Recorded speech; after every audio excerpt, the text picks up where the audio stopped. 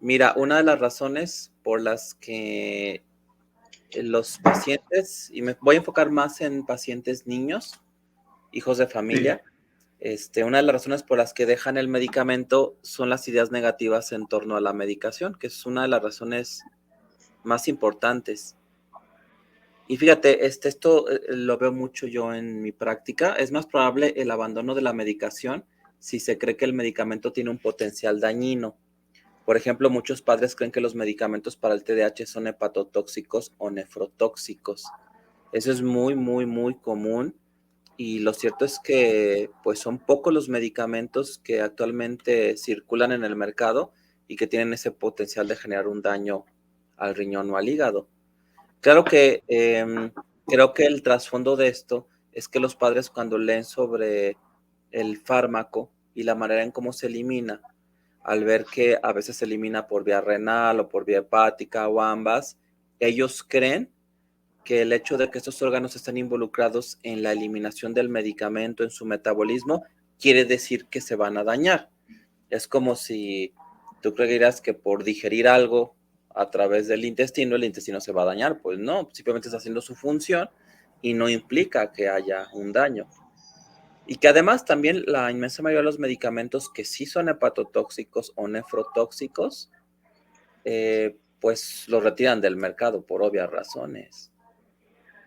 Y de hecho en psiquiatría, pues de hecho no podría ahorita yo señalar algún medicamento que tuviera ese potencial. Creo que se me da más fácil señalar medicamentos de otras áreas de la medicina como la oncología o la infectología.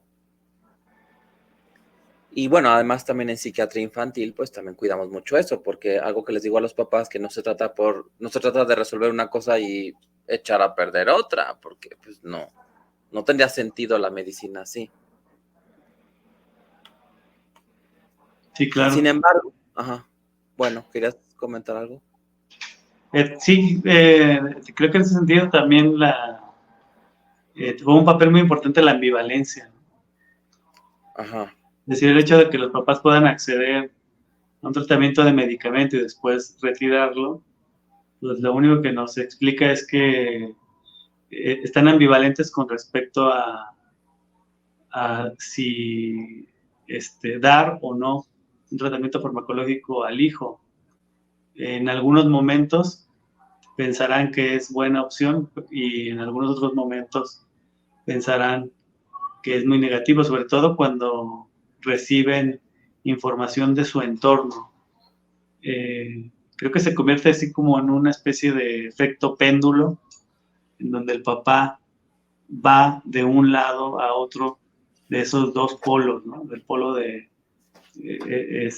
será conveniente dar medicamento y el otro polo de no es conveniente dar el medicamento, ¿no? Sí, yo creo que es importante cuando detectamos esa ambivalencia, poder trabajar con ella como una de las áreas de intervención, ¿no? Este, eh, como parte del tratamiento, porque también parte del tratamiento es preparar a la familia para el tratamiento. De hecho, ya había yo platicado de este libro, que de hecho lo usé hoy para algunas ilustraciones, me las Ah, está pirateé, bien. de este libro de Thinking About Prescribing, y aquí una de las pautas que menciona el autor es precisamente la ambivalencia, ¿no? Ah, Una ok, de las cosas sí, ahí más está. comunes, la ambivalencia en los padres, porque esto habla de psiquiatría infantil. Entonces sí, tienes razón. Y algo que a veces refuerza la ambivalencia es que algunos médicos también contribuyen o generan un contexto para que los padres tengan temor, sobre todo con el tema de la nefrotoxicidad y la hepatotoxicidad, porque obviamente hay un contexto que favorece que también los padres piensen de esa manera. Fíjate, algunos médicos contribuyen a la idea de la hepatotoxicidad y o la nefrotoxicidad al solicitar estudios de laboratorio, como pruebas de funcionamiento hepático, química sanguínea, durante el seguimiento. Yo creo que los médicos también están ambivalentes o algo sucede, porque en realidad en las guías de tratamiento no hay ninguna recomendación de que un niño que está medicado para el TDAH tenga que tener un monitoreo con exámenes de laboratorio para evaluar función hepática o renal. Y no se tiene que monitorear porque los medicamentos no tienen ese potencial dañino. Pero los pocos médicos que sí lo hacen, entonces, y que, digamos, si tú como médico le pides pruebas de funcionamiento hepático a un paciente, pues claro que la familia va a decir, entonces el medicamento sí le puede dañar el hígado y el doctor está checando eso.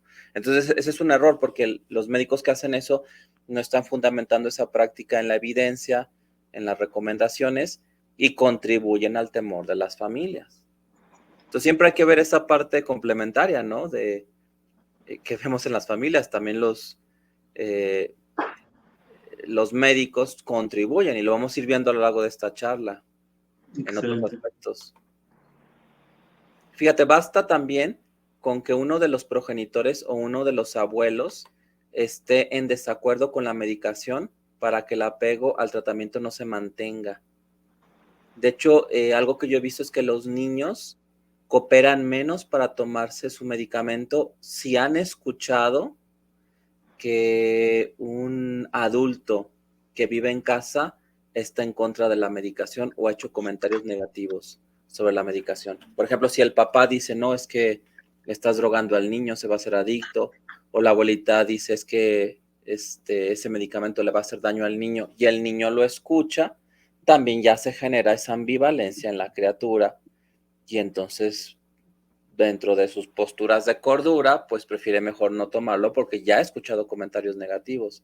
Algo que les digo a los papás es que en mi experiencia, cuando mamá, papá o los abuelos, si viven en la casa, están de acuerdo en medicar al niño, es muy probable que el niño acepte la medicación.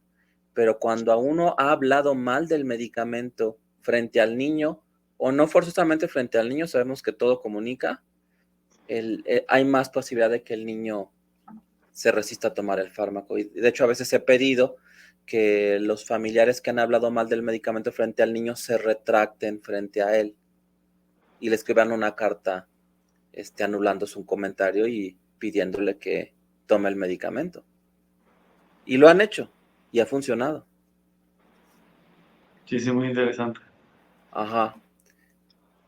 Y bueno, otro aspecto que también entra dentro de las ideas negativas en torno a la medicación y que también no podemos olvidar es que es posible que la aprensividad de los padres en torno a la medicación genere síntomas en el hijo y esto se interprete como efecto adverso. Leo Kanner, quien es considerado el padre de la psiquiatría infantil en Norteamérica y que pues salta a la fama en los años 40 cuando describe el autismo, él hablaba de una especie de hipocondría, pero que iba más allá del cuerpo del paciente, en este caso los padres.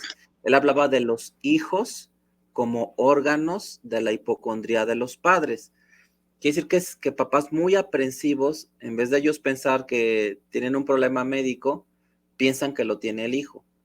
Y entonces al medicarlos, pudiera ser que esa aprensividad se dispare y el niño se pone a tono con la ansiedad de los papás y podría somatizar, y esa somatización interpretarse como un efecto adverso al tratamiento cuando realmente no lo es. El niño está respondiendo a otro fenómeno. Y de hecho no es raro, y esto tiene también otras explicaciones, pero no voy a ahondar en ellas, que en alguna época un niño tenga efectos adversos a un medicamento y en otra se vuelva a probar el mismo medicamento y le vaya muy bien. De manera que no es tan recomendable mandar medicamentos a la lista negra. Cuando yo veo pacientes que ya han sido medicados, vuelvo a usar los medicamentos en otro contexto, porque también algo que dice Andrés Martín en este libro, que ya lo iremos revisando, es que no es nada más el medicamento, sino la manera en cómo tú envuelves el medicamento para dárselo al paciente. El contexto en el que lo das, no es nada más la prescripción, no es nada más la molécula fría, es la manera en cómo prescribes.